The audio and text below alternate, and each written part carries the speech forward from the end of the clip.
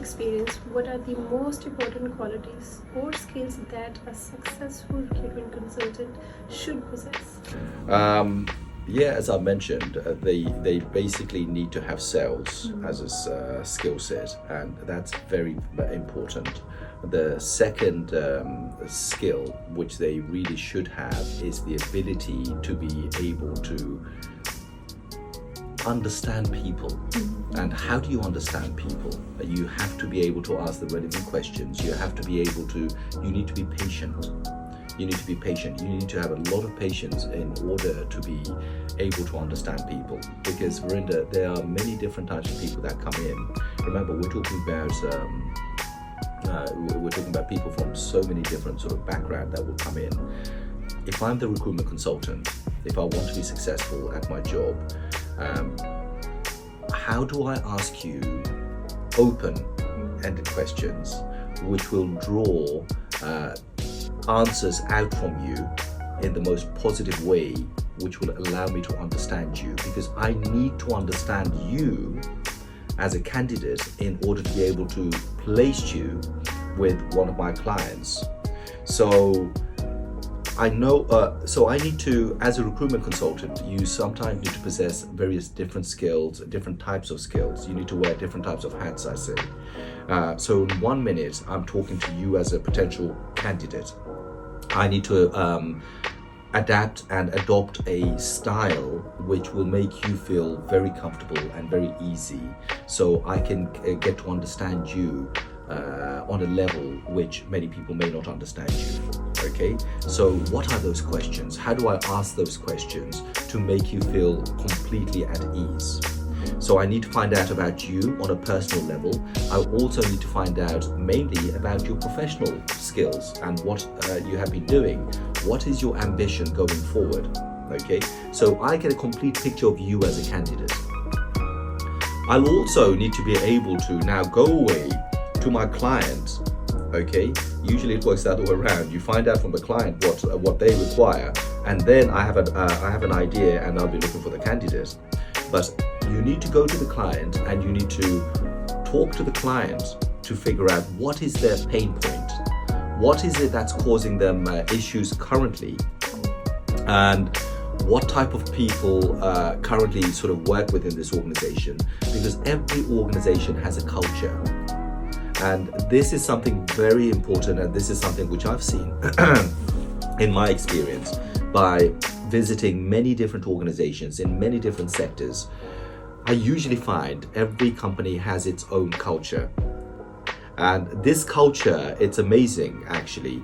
If you have, let's just say, 50 offices all across the country, if the culture is of a certain type in London, if you go all the way up to Inverness in Scotland, you'll also find the type of people, the way they are in terms of how they relate to you and how they behave with you, their personality, etc.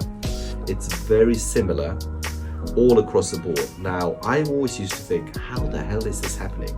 How does it must be an amazing set of management up there, or who are basically training people, having or projecting their views across the nation. Maybe it's that. It has to do with a little bit of that, a lot of that, to be honest. But it's the same type of people that interview and recruit these people, and they're looking for those set of skills and that type of person. So if I give you an example on that, you have, let's just say I'm based in the head office and I'm the CEO of the organization. So I recruit the management. Okay, I'm there at the interviews. I'm recruiting the management of that organization. I know what I want. I know the type of people that I want. So they're very similar to my vision and my thoughts as a CEO of this organization. I then tell them to create their own teams. But because they're all so similar to me, they are then going out there and recruiting for people which are similar to them and people that they can work and operate with. So, and then those people are responsible for hiring more people. So, and they recruit people who are similar to them. Now, whether that's in London or in Inverness is irrelevant, because it's the same bunch of people who have been operating and asking these kind of questions. You're looking for that cultural value, the cultural similarities within those people. And this is why you see that. And unfortunately, the opposite is true as well. Whereas if I see bad culture in one office, the chances are you get the same all across the country in most instances. And this is something which I have always tried to be very careful of when it comes to sort of training my people. You and I, for instance, we work together. I've interviewed you, and I brought you in. Why is it that I brought you in? Because we have similar values. We operate similarly, we have a similar level of understanding, and therefore we work very well together. Okay, I know if I say something to you, you would understand like that, because we are in tune with each other. It would be much more difficult if you were sitting there and you didn't have any level of understanding. It will get to a point of frustration for me if you didn't understand. So this is the way it works. So it's the person who, if they wish to come into the recruitment industry, either opening up their own business as an entrepreneur, or they want to start off as a recruitment consultant to gain the experience. And if they really want to be valuable, if they really want to be successful, they really need to think about how they can relate to other people, how they can understand people, and ultimately how they can communicate well with different sets of people from different backgrounds. And once you get that skill sorted out, you'll be fantastic in the job as a recruitment consultant.